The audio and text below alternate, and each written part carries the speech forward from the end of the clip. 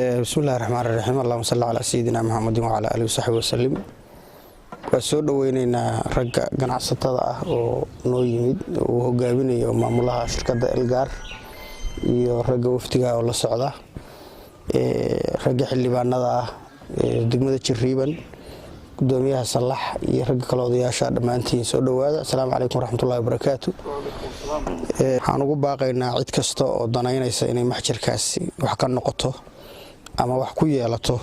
ama wax ka dhoofsataahi inuu maanta Soomaaliya oo dhan u furan yahay waa maxjar u furan Soomaaliya oo dhan u furan geeska Afrika oo dhan xoolihiisa iyo waxa lagu baaro ama hilibka oo qalan ha ahaado ama xoolaha nool ha ahaade waxay ka dhoofi doonaan dekada Garacad marka iyo wixii diyaarada qaadi doonta intaba ku soo dhawaada qof kasta oo ganacsada ah reer Puntland heer Soomaaliya ah maamul goboleedada kale dhamaantood geeska Afrika intaba waa ku soo dhaweynaynaa ganacsatada maanta noo timid ee rabta inay ka maal gashato ama ka qayb noqotona waa ku soo dhaweynaynaa soo dhawaada dhammaan waftiga uu ka yimid gaalkacyo oo ganacsatada ah oo gaariyaysiin iyo ay hogaaminayaan waa salaamaya gudoomiyaha Balbusle waftiga kale oo reer Salax reer Balbusle oo halkan jooga xildhibaanada iyo dhamaantii waxaan salaanta islaamka shirkayagan Balbusle wuxuu ku daaran yahay kii maanta aan ku qabanay deegaanka Boobi iyo Balbusle u dhaxeeyo oo maxjarkii ganacsatada hore oo noo timid ay halkaas ka daafreysay oo goobjoogan ka ahayn maanta in cagaftii ay ka shaqeynaysay oo sawirkeedii daafurkeedii hore waa la aragteen inta kale waxaan aad iyo aad ugu mahadcelinaynaa dadka maalgashiga ku sameynaya deegaamada tan ilaa iyo dekada Garacad oo ku dhiiranaya meelaha bambanaan oo hadii caqlaab keen lacagta inta soo qaadina ku shubtid dadka kartida iyo geesinimada oo aad iyo aad baan uga mahadcelinaynaa maxjarkan sidayaashin oo horeeyay ay sheegeen waa arin ganacsi oo ka dhici doonta gobolka Mudug gaar ahaan degmada Jiriban Balbusle iyo Boobi marka ganacsigaas uu kolleyba dadka keenay wuxuun bay qabanayaan laakiin shaqadu waxay u taalaa reer muxuu ahaa waddanka oo dhan bay u taalaa Soomaaliya oo dhan bay u taalaa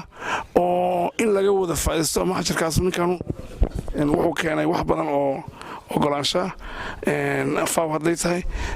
muxuu ahaa dowladda dhexe hadday tahay hadday Puntland tahay dukumeenti badan buu wada ninkaas uu kolley meel buu wax gaarsiin doonaa laakiin hawsha badankeeda iyo dhaqaalaheeda inaga laga rabaa marka diyaar baan u nahay waan maal gashanaynaa kama sahlana kamana dhib yara kamana suuq yara dekada Garacad markii la bilaabayo kama hawl yara haddii ay shaqo noqotana meeshan waxay noqon doontaa haddii alle neefka ka yimaada bay ka yimaada ilaa iyo burca ka yimaada waxaa la dooni doonaa haddii alle inuu muxuu ahaa iyo Soomaali galbeed baa kililka shanaad waxay ka imaan doonaan xoolaha meesha ay isku imaan doonaan oo lagu xanaanayn doono oo laga dhoofin doono bay noqon doontaa haddii alle waxaan ugu mahadcelinayaa gaar aan wada soconay iyo raggaan aan ugu nimid meeshaan gudoomiyaha Balbusle iyo Salax iyo ganacsatada iyo odayaasha intaba idinkoo dhan waa idin wada salaamaya waan idinku mahadcelinayaa arrintan iyada aad wax ka qabateen waana maxjarkii ganacsi weyn ah oo sameyn kara waxyaabo badan oo ganacsi iyo tadawur ah horumar ah marka waxaan leenahay dhammaan ganacsatada Soomaaliya inay u diyaar garoobaan inay maxjarkaas ka soo qayb galaan inay wax ka maalgashadaan waan dekadiina waa gabagabo isaguna meel nabadgelyo iyo meel fiican inta ku yaala waa soo dhaweynaynaa dhammaan meel khayr qabta Allah ka dhigo assalaamu calaykum waraxmatullaahi wabarakaatu dhammaantiin waa idin salaamaya gudoomiyayaasha iyo xildhibaan Ciiro iyo gudoomiyaha Balbusle Awil iyo Foogane dhammaantiin waa idin salaamaya 14 salaanta islaamka iyo odayaasha kale waa idin salaamaya dhammaantiin salaanta islaamka idinku salaamaya waxa Ilaahay mahadiisa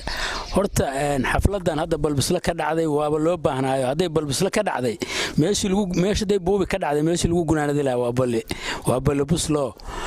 Boobi wuxuu ka mid yahay dhulka Balbusle ay xukunto dadka aanu sheegay degaamadan dhowdhow oo dhan anigu waaga ogaa ilaa afar waaqyada xukumi jirtay waagida dowladda Soomaaliya dhisnayd waxaan ku wargelinaynaa dadka degan Puntland gobolka Mudug iyo Soomaaliya insha Allah hawshaas inay diyaar tahay in la bilaabay maanta in laga faa'iideysto insha Allah shirarkiisu waa furan yihiin shaqadiisuna waa furan tahay waana meel u dhaxaysa ummadda Soomaaliyeed insha Allah marka khayr badan baa idin rajaynaynaa ilaahay waxaan weydiisanaynaa inuu inoo ahaysiiyo oo midna anfaca uu noqdo. Assalaamu calaykum waraxmatullaahi